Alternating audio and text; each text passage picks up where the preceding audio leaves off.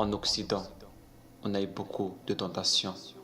La tentation de l'argent et la tentation de la modernité.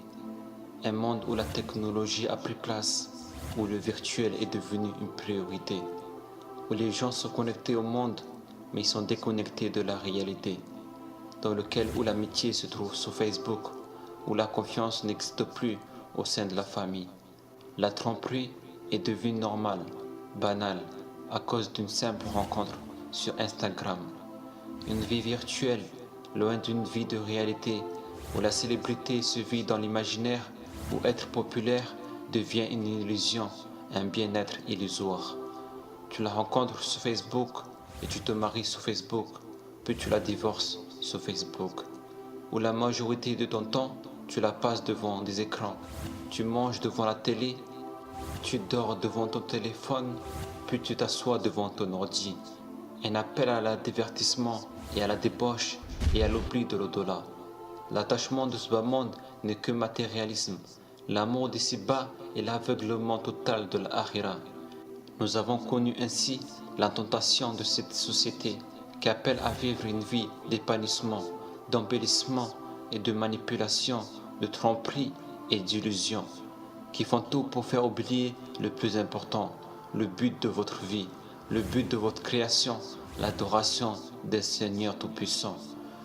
Ne voyez-vous donc pas que la débauche est devenue normale, ou des scènes impudiques qui passent à la télé ne vous gênent plus, ou des scènes impures détruisent nos cœurs, ou même un enfant de 10 ans les regarde sans que personne ne l'interdit? Ce qui est triste, c'est que certaines s'habillent mieux chez eux que dehors.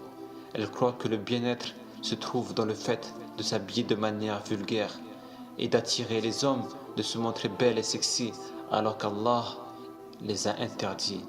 Auprès de leur Seigneur, ils sont dans le feu de l'enfer.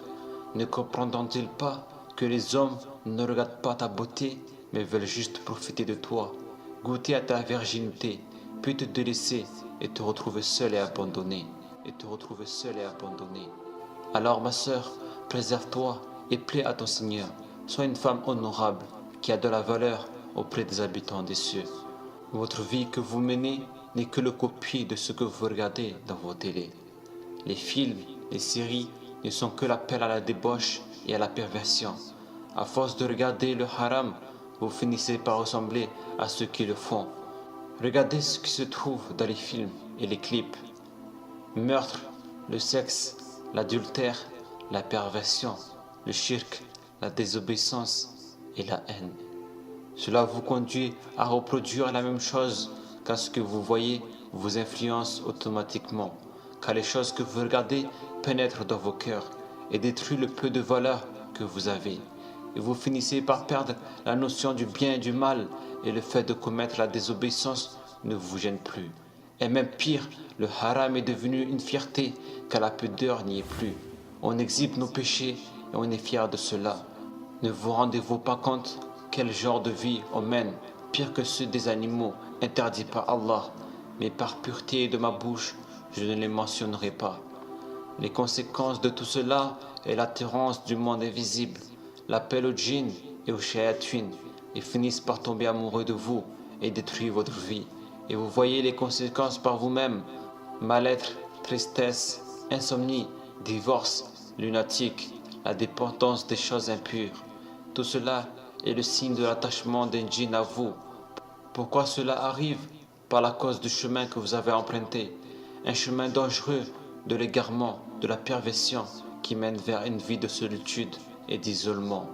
Le diable n'a cessé de travailler pour égarer le maximum des jeunes en leur donnant un bonheur de faux semblants, l'alcool, la drogue, le shit, la chicha, la cigarette. Tout cela est une jouissance trompeuse qui détruit votre vie, votre foi et votre santé, qui fait mourir peu à peu votre cœur, peu à peu vous semblez dans l'égarement profond.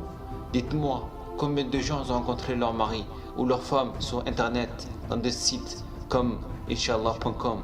Combien de gens, dites-moi, par des moyens illicites qui conduisent vers la tromperie, la fornication, l'adultère et le mensonge?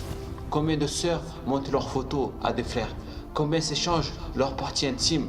Aucune pudeur. Même dans quelle est la crainte qu'on a envers notre Seigneur?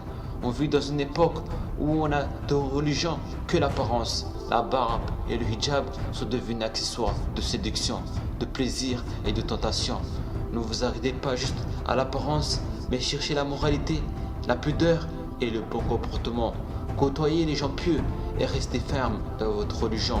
Éloignez-vous du faux semblant, de l'illusion qui vous fait oublier le plus important, le temps de lire le Coran, de méditer sur les paroles du Tout-Puissant, d'accomplir la prière et l'aumône. Combien de fois dans vos journées vous lisez le Coran? Combien de sourates vous connaissez par cœur? Combien de prières vous accomplissez à la mosquée? La technologie et la modernité vous a fait oublier de votre religion. Divisé dans vos familles, dans vos maisons. Délaissez la prière à l'heure et l'habitude d'être bienfaisant envers vos proches. Le respect de vos parents et le langage que vous donnez à votre mère est-il convenable? Dites-moi réellement, es-tu sûr que ta mère est satisfaite de toi? C'est bien vrai que cela mène à combattre nos passions, mais cela est une obligation qui convient à tout croyant. Pour mener une vie de piété, de moralité, de caractère bon, d'obéissance, de bonheur, de patience. Voilà ce que ton Seigneur attend de toi. Et on espère atteindre ces qualités. Mais pour cela, il se doit que chacun de nous s'éloigne du faux semblant de ce bas monde, du virtuel qui cesse de prendre place dans notre vie, des réseaux sociaux qui sont les pièges mis en place par les alliés du diable pour égarer les croyants. Voyez plus loin que nos intérêts, cherchons à notre réussite, mais pour cela, il faut accepter la vérité, se soumettre réellement à Allah, suivre ses ordres et délaisser les chemins qui mènent vers la perte et l'égarement et l'iniquité, qui mènent vers la perte et l'égarement et l'iniquité.